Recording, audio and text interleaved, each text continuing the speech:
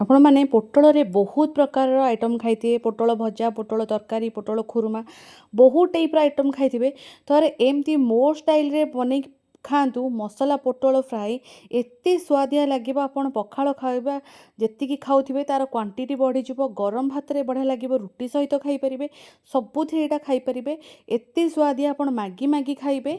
मु आशा करुच्ची मो रेसिपी आपन बहुत भल लगे। तो नमस्कार गुनु सोडिया किचन को आपण मानक समस्त को अनेक अनेक स्वागत। तो देखो ये पोटल फ्राए बनवाई मुझे आसी 300 ग्राम पोटल नहीं नॉर्मल पोटल देसी पोटल ये नुहे जेकोसी पोटल आप व्यवहार करें। तो पोटल को देखो एमती या पछपटा काटी ने तार आउ गोटे जो साइड थाए से दी साइडटा को कट करदे मझी एमती गोटे कट को लगे देकरी पोटल को चारि फाड़ करेंगे। पोटल फाड़टा को चारि फाड़ करेंगे गोटे पोटल को आप चारि फाड़ करेंगे। देखु एमती साइज रे काटी ने टिके बड़ पोटल थिले बहुत बढ़िया लगे यार फ्लेवरटा ए बहुत बढ़िया आसो। एमती सब प्रोसेस रे मु सब पोटल को एमती काटी नहीं ताकू एबे आम साइड रे रखिबा। एबे पोटल फ्राए बनइबा। तो एबे गोटे मु करेई रे किछि सोरिष तेल देदेली 3 ରୁ 4 टेबल स्पून सोरिष तेल दे देछि।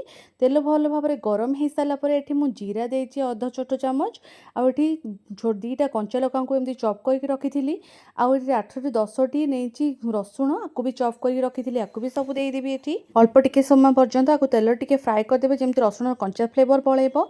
एठी मु दीटा पियाज को एमती छोट छोट स्लाइस करके काटी नेछि आपन चाहेबे पूरा चुन चुन करी काटी परिबे चॉप करि परिबे।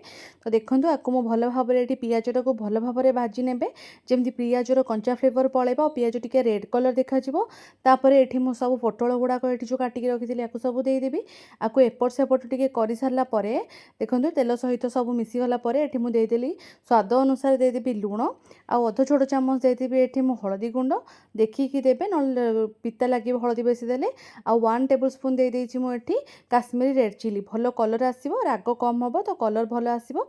तो देखो आपको सब एठी मिसई देबी आउ एठी मीडियम फ्लेम करिकी एठी मु 2 ରୁ 3 मिनिट पर्यंत घोड़े की रखीदेली जमी पोटल टिके सॉफ्ट हो। तो देखो ये पोटल भल भाव में टिके सॉफ्ट हो जाइए। एठी मु देदेवी गोटे बड़ टमाटो को मुझे स्लाइस करके रखी आपको सब देदेवी। टमाटो देले कौन आ फ्लेवरटा बहुत बढ़िया आसीबो। तो देखो एठी मु 2 मिनिट हेलानी तापर एठी टमाटो गुड़ाक बहुत सॉफ्ट हो सारानी एठी। तो एठी मु आउ गोटे बढ़िया जिनस दउची एठी मु पियाजर सब एमती कोला बाहर करके देइची। पियाजर टेस्ट या देहरे एमती पोटल भाजिले बहुत बढ़िया लगे। थोड़े निश्चिंत ट्राए करेंगे मते कमेंट करी कहे केमिति लागिला। आकु मु पुणी आउ 2 मिनिट खंडे घोड़े देवी जमी सब पियाज टमाटो सब सॉफ्ट हो। तो दर्शक बंधु आपण मानकु जदि मो रेसिपी गुड़ा भल लगुच तो लाइक करंतु शेयर करंतु चैनल नुआ थिले चैनल को प्लीज सब्सक्राइब कर दियंतु। फेसबुक पेज देखुले फॉलो करे जमा भी भूलिबेनी। पोटल टिके सिझी आसिला परे मो एठी टिके अध छोट चामच एठी मैगी मसला दे देछि गोटे 5 टंकिया पैकेट रो मो अधा देछि।